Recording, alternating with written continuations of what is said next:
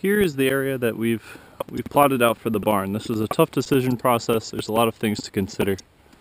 So those 4 stakes with flags on them are marking the corners of the main portion of the barn. That's going to be 20 feet wide, 48 feet long, and to be honest, it looks pretty small once you lay it out here. Once we add the sides onto that, it'll be about 36 feet wide and 48 feet long. So it's plenty of space. The main portion is just under 1,000 square feet in area. So if we add in a loft on half of it, we're looking at a 1,500 square foot building. So it's not not an overly large building. Just across the way, you see those are 200-foot lengths of perforated corrugated drainage pipe. It's the kind of stuff that farmers use to drain a field. So given all the water conditions that we've been struggling with, we figured that might be a worthwhile purchase. However, that was also one of the big considerations that went into choosing this area. It seems to be one of the driest points on the property, on the front of the property here. It's on a little bit of a hill. That stream from the outlet across the road, that's in the background of this picture, so it's downhill and out of the way. And hopefully this is a drier site. We dug a couple of test holes just to see, and there is water maybe 1.5 feet down, but there wasn't really much surface water in this area, which will be great. So we do have those 2 trees, basically 2 of the only trees in the center of this field here. We're going to have them on the corner of the barn. That should be a nice feature, and then it slips downhill from there.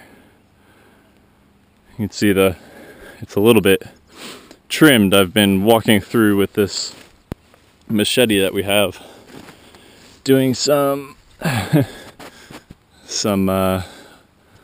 one-man power lawn mowing.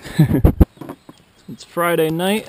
We just got a nice delivery from Jericho Settler's farm. Got some rib steaks going on there. We got this nice bag of heads of lettuce. Plenty of greens to keep a party of 4 well fed. We have Blake and his brother and his brother's girlfriend are all in town this weekend. We're got a lot of work to do, so got some steaks on the fire, some couscous going, and plenty of greens to come. There's some leeks for you. Nope. What's that? Pak choy. Pak choy. Yeah, gotcha. All right, well it's gonna be a nice dinner. It's Saturday, and we're really going gangbusters on site today. We have a lot of people. We have one of Blake's friends right now sitting in an excavator down there. So we rented an excavator for the weekend to make our lives a whole lot easier. It turns out the water table's not actually so bad. Had a couple of dry days, and we picked a good location. So I'll walk down there and show the progress on the holes. We're basically digging trenches on either side, and we'll lay out the column locations and pour concrete in those holes starting today and tomorrow. We just purchased a couple of wheelbarrows, different. We'll be mixing the concrete in there, and then we have bags of concrete in the trucks. We've also had people making columns for the kitchen area, finishing that up. So there's all kinds of different tasks going on in parallel. I'm gonna walk down here and look at the actual progress on these holes so far. This is maybe 2 hours of digging. This is the first hole we dug 5 feet down. You can see it's starting to fill up a little bit with water in the base, but it's way down there, and it's not really flowing in like I was fearing. And then this hole that's currently being dug, it's just doing great. No real problems with water flow. You see a little trickle in the bottom, but it's all something that we can manage. We're just piling up all that dirt in the center here. We'll use it to kind of level out the site when we're done. So this is really the only heavy machinery we'll have on the project. After this, it should be hand tools and muscle power only.